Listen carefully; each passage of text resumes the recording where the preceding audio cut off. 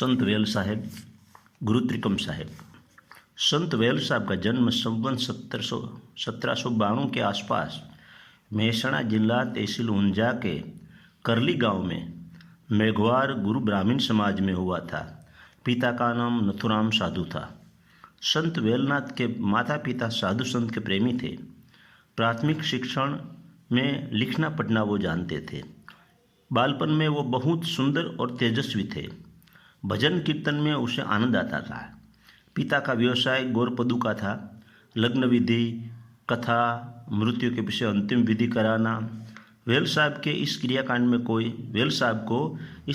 में कोई रस नहीं था। जब वो किसी साधु को देखते थे तो वहाँ भजन कीर्तन सुनने के लिए बैठ जाते थे। माता पिता को चिंता हुई कि वह साधु हो जाएगा और हमारे बाप दादा जो क्रियाकांड कराने का काम करते हैं वो करेगा नहीं, इसलिए जल्दी उनकी शादी इच्छा के विरुद्ध कर दी। युवा वेल साहब की पतली देह, भगवी पगड़ी, धोती और अंगरखा पहनते हुए और हाथ में एक चोटी रखते थे। योगी जैसे वो दिखते थे। शादी के बाद वेल साहब के घर हरिदास, भूधरदास, नरभेराम, गंगाराम ऐसे 4 पुत्रों का जन्म हुआ। गंगाराम के पुत्र केशवदास, केशवदास के पुत्र कालीदास और कालीदास के पुत्र बालक साहेब मेहसाणा जिला के सठियाड़ा गांव में संत हुए। आत्म तत्व को जानने की लगने लगी। क्रियाकांडी गुरु, महंतों, परंपरा के पंडितों को वो देख चुके थे। इस समय में साहेबधारा के संत त्रिकम साहेब चित्तौड़ तहसील रापर कच्छ में जागृत थे। त्रिकम साहेब मेघवाल के गुरु ब्राह्मण थे, मतलब वो वेल साहेब के समाज के ही थे। वेल साहब चित्तौड़ कच्छ पहुंच गए।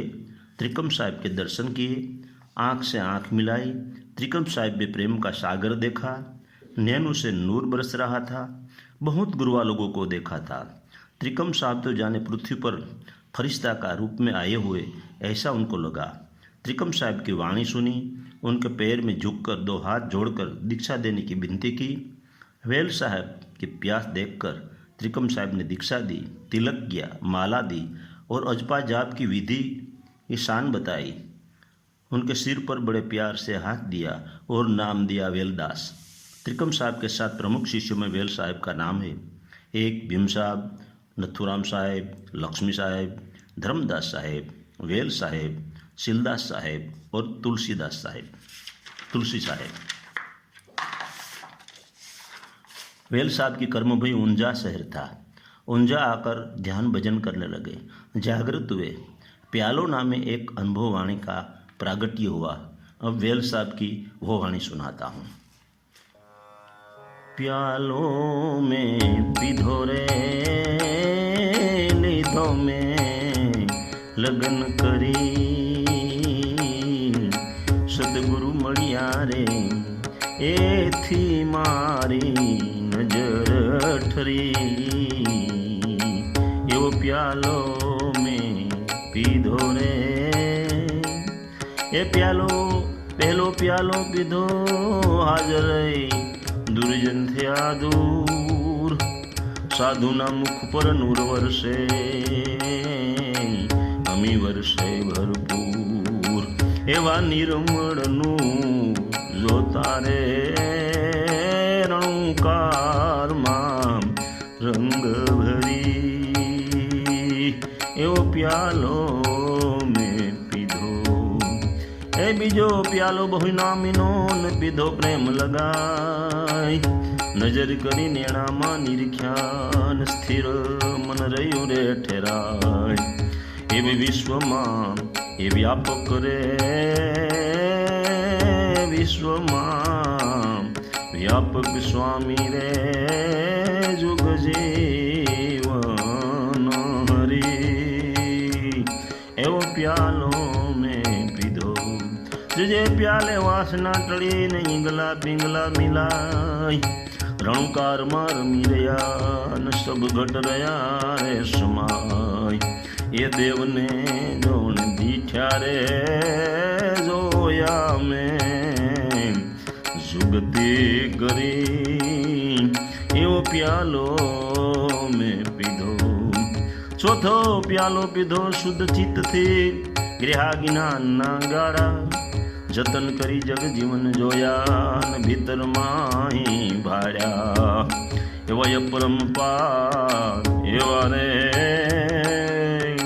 ए परीक्षा में प्रेम धरी एवो प्यालो में पीधो पांचमो प्यालो नाभि में ठेरायो ने बंकनार रसवाड्या अकड़ स्वरूपी अनुभवा कोई निरखनहार निरीख्या एवी अकड़ कड़ा पर प्यारे हे अकड़ कड़ा पर प्यारे प्रकृति मेली परी एवो प्यालो में पीधो छठो प्यालो सुनमा ठरियो ने जड़हड़ जो तू जड़ी निरीख्या जेणे नेहती वासना तेनी वड़ी एवा निरमळ नेणे जोता रे रણુકાર માં रंगे भड़ी एवो प्यालो में पीधो सातमो प्यालो पीधो सुरता ये परापार से ठाम मधुर वाणी में उच्चार करे से भजो ने केवल नाम एवा गुरु गमथी ने जानो रे रमता राम हरि एवो प्यालो में पीधो 68 तीर्थ संत चरणे घटमा गंगावास गुरु त्रिकम प्रताप थी प्यालो गावे वेलदास एवं दास पण तो दर्शे रे ते रसनो अमी जरी एवो प्यालो में पीधो रे लीधो में लगन करी एवो प्यालो में पीधो। संत वेल साहब की मुझे एक ही वाणी मिली है, त्रिकम साहब की बहुत वाणी है। अब वेल साहब के सदगुरु त्रिकम साहब की थोड़ी वाणी सुनाता हूँ। नंबर 2।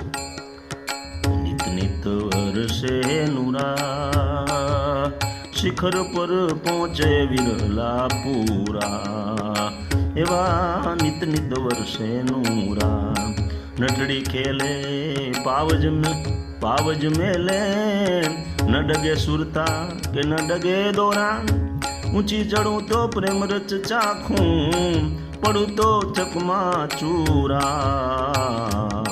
शिखर पर पहुँचे विरला पूरा जाज पखाज वीणा जंतर वागे मोरली करे रे मलारा शब्द सिंगी वागे सुनमा गाजी रिया माई तूरा शिखर पर पहुँचे विरला पूरा तन कर तलवार मन कर ढाल ज्ञान कामठी चढ़ावे सूरा मन मस्तानो माही मारो मृगलो हरदम हाले हजूरा शिखर पर पहुँचे विरला पूरा हास्या सदगुरु सन्मुख मड़िया अगम पर वर्षे नूरा त्रिकम दास गुरु खिमने चरणे हरदम बोले हजूरा शिखर पर पहुँचे विरला पूरा ये नित नित वर्षे नूरा शिखर पर पहुँचे विरला पूरा।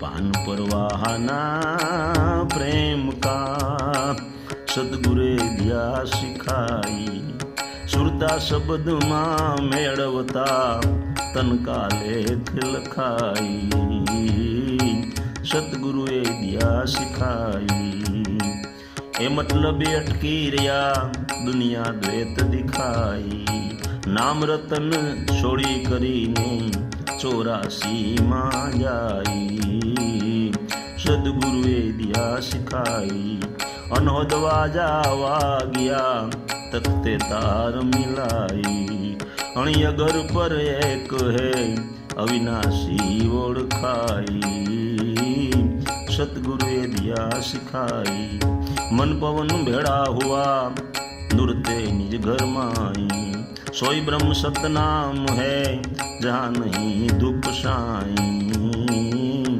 सतगुरुए दिया सिखाई वहाँ जर हंस अमूल्य है करता कबीर केवाई जो कोई समझे शान माँ तो दुजो नहीं दर्शाई સદગુરુએ દિયા શીખાઈ.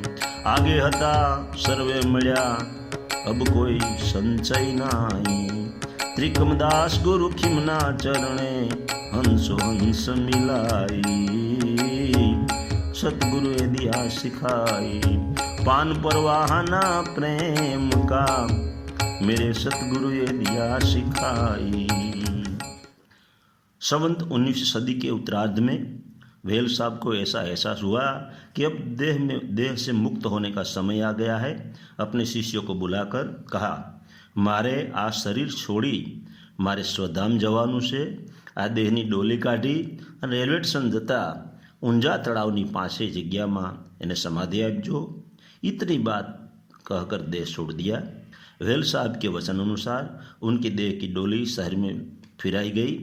उमिया माता जी रोड गंज की केनाल के बाएं हाथ की दिशा पर समाधि दी गई. 15 दिसंबर 2019 के दिन वेल साहब की समाधि ऊंजा में दर्शन कर हम धन्य हुए.